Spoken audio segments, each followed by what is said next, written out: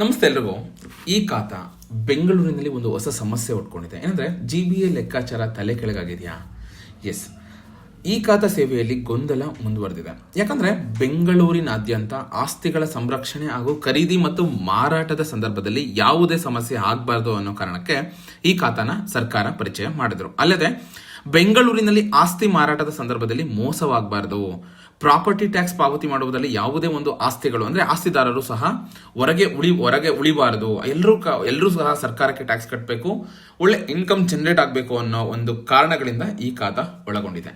Greater Bengaluru ಪ್ರಾಧಿಕಾರ ವ್ಯಾಪ್ತಿಯಲ್ಲಿ ಆಸ್ತಿಗಳಿಗೆ ಈ ಖಾತಾ ಪರಿಚಯಿಸಲಾಗಿದ್ದು, ರಾಜ್ಯ ಸರ್ಕಾರ ಹಾಗೂ ಸ್ಥಳೀಯ ಆಡಳಿತ ಇಂದಿನ ಬೃಹತ್ ಬೆಂಗಳೂರು ಮಹಾನಗರ ಪಾಲಿಕೆಯು ಈ ಖಾತಾವನ್ನು ಪರಿಚಯಿಸಿ 1.5 ವರ್ಷಕ್ಕೂ ಹೆಚ್ಚು ಅವಧಿಯಾಗಿದ್ದರೂ ಸಹ ಇಲ್ಲಿವರೆಗೆ ಬೆಂಗಳೂರಿನ ಎಲ್ಲಾ ಆಸ್ತಿದಾರರಿಗೂ ಈ ಖಾತಾ ನೀಡಲು ಸಾಧ್ಯವಾಗಿಲ್ಲ. ಅಲ್ಲದೆ ಈ ಖಾತಾದಲ್ಲಿ ಇದೀಗ ಹೊಸ ಗೊಂದಲ ಸೃಷ್ಟಿಯಾಗಿದೆ. ಏನು? ಬೆಂಗಳೂರಿನಲ್ಲಿ ಅಂದಾಜು 24 ಲಕ್ಷ ಆಸ್ತಿಗಳಿದೆ. 50% ಆಸ್ತಿಗಳಿಗೂ ಇಲ್ಲಿವರೆಗೂ ಈ ಖಾತಾ ನೀಡಲು ಸಾಧ್ಯವಾಗಿಲ್ಲ ಸರ್ಕಾರದ ಕಡೆಯಿಂದ. ನಗರದ ಗ್ರೇಟರ್ ಬೆಂಗಳೂರು ಅಧಿಕಾರ GBA ಏನಿದೆ, ಅದು ಪಾಸ್ಪೋರ್ಟ್ ಸೇವಾ ಕೇಂದ್ರದ ಮಾದರಿಯಲ್ಲಿ ಈ ಖಾತಾ ಸೇವಾ ಕೇಂದ್ರಗಳನ್ನು ಪ್ರಾರಂಭಿಸಲು ಯೋಜನೆ ರೂಪಿಸುವುದಾಗಿ ಹೇಳಿತ್ತು. ಆದರೆ ಈ ಖಾತಾ ಸೇವಾ ಕೇಂದ್ರ ಸೂಕ್ತ ಸ್ಥಳವನ್ನು ಗುರುತಿಸಲು ಸಾಧ್ಯವಾಗದ ಕಾರಣ ಆರಂಭದಿಂದಲೂ ಒಂದು ಅಡೆತಡೆಗಳನ್ನ ಎದುರಿಸ್ತಾ ಬಂದಿದೆ. ಇನ್ನು GBA ಇನ್ನು ಈ ಖಾತಾ ಕೇಂದ್ರಗಳಿಗೆ ಅಂದ್ರೆ ಸ್ಥಳಗಳನ್ನು ನಿಗದಿ ಮಾಡಲು ಸಾಧ್ಯವಾಗ್ತಿಲ್ಲ. ಈ ಖಾತಾ ಸೇವಾ ಕೇಂದ್ರಕ್ಕೆ ಸ್ಥಳಾವಕಾಶದ ಸ್ಥಳದ ಕೊರತೆ ಇದೆ. ಯೋಜನೆಯ ಅನುಷ್ಠಾನದಲ್ಲಿ ಮತ್ತಷ್ಟು ವಿಳಂಬಕ್ಕೆ ಕಾರಣ ಆಗ್ತಿದೆ. ಅಂದ್ರೆ ಪರ್ಟಿಕ್ಯುಲರ್ ಒಂದು ನಿರ್ದಿಷ್ಟವಾದ ಜಾಗ ಸಿಗ್ತಾ ಇಲ್ಲ ಅದನ್ನ ಸೇವಾ ಕೇಂದ್ರ ತೆಗೆಯೋದಕ್ಕೆ. ನಗರದಾದ್ಯಂತ ಸೇವೆಯ ಸಮಸ್ಯೆಗಳು ಹೆಚ್ಚುತ್ತಿರುವುದರಿಂದ ಈ ಖಾತಾ ಸಮಸ್ಯೆಯನ್ನು ತ್ವರಿತವಾಗಿ ಪರಿಹರಿಸಲು ಸೇವಾ ಕೇಂದ್ರ ಸ್ಥಾಪನೆಯ ಉದ್ದೇಶ ಹೊಂದಿರುವುದಾಗಿ ಗ್ರೇಟರ್ ಬೆಂಗಳೂರು ಅಧಿಕಾರಿಗಳು ಸಹ ಹೇಳಿದ್ರು. ಸೊ ಯಾಕಂದ್ರೆ ಎಲ್ಲರೂ ಕೂಡ ಆಫೀಸ್ಗೆ ಹೋಗಿ ಮಾಡಿಸ್ಕೊಳಕ್ ಆಗ್ತಿಲ್ಲ, ಅಲ್ಲಿ ಎಷ್ಟು ಜನ ಅಂತ ಹೋಗ್ತಾರೆ. ಸೊ ಇವರು ಆನ್ಲೈನ್ ಸಮಸ್ಯೆ ಇರುತ್ತೆ. ಈಗ ಸರ್ಕಾರದ ಒಂದು ವೆಬ್ಸೈಟ್ಗಳಂದ್ರೆ ನಮಗೆ ಗೊತ್ತು, ಎಲ್ಲಾದು ನೀವು ಯಾವಾಗ ಹೋದ್ರೂ ಸರ್ವರ್ ಸ್ಲೋ ಇದೆ, ಅದು ಸ್ಲೋ ಇದೆ ಅಂತ ಹೇಳ್ತಾ ಇರ್ತಾರೆ.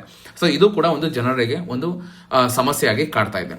ಆದರೆ ಅನೇಕ ಅರ್ಜಿದಾರರು ಈ ಖಾತಾ ಅರ್ಜಿಗಳನ್ನು ಸಲ್ಲಿಸಲು ಸಾಧ್ಯವಾಗ್ತಿಲ್ಲ. ಇನ್ನು ಕೆಲವರು ತಮ್ಮ ಈ ಖಾತಾ ಅರ್ಜಿಗಳನ್ನು ಪರಿಶೀಲಿಸಲಾಗಿಲ್ಲ ಅಂತ ಕೂಡ ಹೇಳಿದ್ದಾರೆ. ಹೀಗಾಗಿ ಹಲವು ಆಸ್ತಿದಾರರು ಪ್ರಾದೇಶಿಕ ಕಚೇರಿ ROಗೆ ಖುದ್ದಾಗಿ ಭೇಟಿ ನೀಡ್ತಾ ಇದ್ದಾರೆ. ಅಲ್ಲೂ ಕೂಡ ಎಷ್ಟು ಜನಕ್ಕೆ ಅಂತ ಅವರು ಕೂಡ ಅಧಿಕಾರಿಗಳು ಒಂದು ಹೆಲ್ಪ್ ಅಂದ್ರೆ ಅಪ್ಲಿಕೇಶನ್ ರಿಸೀವ್ ಮಾಡ್ತಾರೆ. ಸೊ ಈ ರೀತಿ ಸಮಸ್ಯೆಗಳು ಜಾಸ್ತಿ ಆಗ್ತಾ ಇದೆ. ಅಂದ್ರೆ ಸರ್ಕಾರ ಮುಂಚಿತವಾಗಿ ಏನಾದರೂ ಪ್ಲಾನ್ ಮಾಡಿಲ್ವಾ? ಈ ರೀತಿ ಒಂದು ಕ್ವಶನ್ಸ್ಗಳು ಕೂಡ ಇವಾಗ ಅಂದ್ರೆ ಪ್ರಶ್ನೆಗಳು ಕೂಡ ಮೂಡಿ ಬರ್ತಾ ಇದೆ. ಇನ್ನು ಈ ಖಾತಾ ಸೇವಾ ಕೇಂದ್ರಕ್ಕೆ ಜಾಗ ಸಿಗುತ್ತಿಲ್ಲ, ಇದೇ ಒಂದು ದೊಡ್ಡ ಸಮಸ್ಯೆ ಆಗಿದೆ. ಬೆಂಗಳೂರಿನಲ್ಲಿ ಈ ಖಾತಾ ಸೇವಾ ಕೇಂದ್ರ ಪ್ರಾರಂಭಿಸುವುದಕ್ಕೆ ಸ್ಥಳಾವಕಾಶ ಕೊರತೆ ಎದುರಾಗಿದೆ ಅಂತ ಸ್ವತಃ ಅಧಿಕಾರಿಗಳೇ ಮಾಹಿತಿ ನೀಡಿದ್ದಾರೆ. ಪಾಸ್ಪೋರ್ಟ್ ಸೇವಾ ಕೇಂದ್ರಗಳ ಮಾದರಿಯಲ್ಲಿ ಈ ಖಾತಾ ಸೇವಾ ಕೇಂದ್ರಗಳನ್ನು ತೆರೆಯುವ ಉದ್ದೇಶ ಇದೆ, ಆದರೆ ಜಾಗದ ಒಂದು ಅಭಾವ ಇದೆ ಅಂತ ಸ್ವತಃ ಕಮಿಷನರ್ ಮಹೇಶ್ ರಾವ್ ಕೂಡ ತಿಳಿಸಿದ್ದಾರೆ. ಇನ್ನು ಈ ಸೇವಾ ಕೇಂದ್ರಕ್ಕೆ ಜಾಗ ಹುಡುಕ್ತಾ ಇದ್ದೀವಿ. ಬೆಂಗಳೂರಿನಲ್ಲಿ 5 ಹೊಸ ಪಾಲಿಕೆಗಳ ವ್ಯಾಪ್ತಿಯಲ್ಲಿ 5 ಈ ಖಾತಾ ಸೇವಾ ಕೇಂದ್ರಗಳನ್ನು ತೆರೆಯಲು ಉದ್ದೇಶಿಸಲಾಗಿದೆ. ಹೊಸ ಕೇಂದ್ರಗಳಿಗೆ ಸ್ಥಳಾವಕಾಶ ಕಲ್ಪಿಸಲು ಬಾಡಿಗೆ ಅಥವಾ ಗುತ್ತಿಗೆಗೆ ಒಂದು ಆಧಾರದ ಮೇಲೆ ಜಾಗ ಹುಡುಕುವ ಚಿಂತನೆಯೂ ಕೂಡ ಇದೆ ಅಂತ ಅವರು ಸ್ವತಃ ಮಹೇಶ್ ರಾವ್ ಅವರು ತಿಳಿಸಿದ್ದಾರೆ. ಓಕೆನಾ? ಇನ್ನು ತಪ್ಪದ ಈ ಖಾತಾ ಸಂಕಷ್ಟ ಅಂತಾನೆ ಹೇಳ್ಬೋದು. ಎಸ್, ಇನ್ನು ಈ ಖಾತಾ ವಿಚಾರದಲ್ಲಿ ಸಾರ್ವಜನಿಕ ಗೊಂದಲ ಮುಂದುವರೆದಿದೆ. ಕರ್ನಾಟಕ ಸರ್ಕಾರವು ಫೇಸ್ಲೆಸ್ ಈ ಖಾತಾ ಪರಿಚಯ ಮಾಡಿತ್ತು, ಆದರೆ ಒಂದೇ ವಾರದಲ್ಲಿ ಅದನ್ನು ಕೂಡ ಹಿಂಪಡೆಯಲಾಗಿದೆ. ಓಕೆನಾ? ಈ ರೀತಿ ಅನೇಕ ಸಮಸ್ಯೆಗಳು ಎದುರಾಗ್ತಾ ಇದೆ.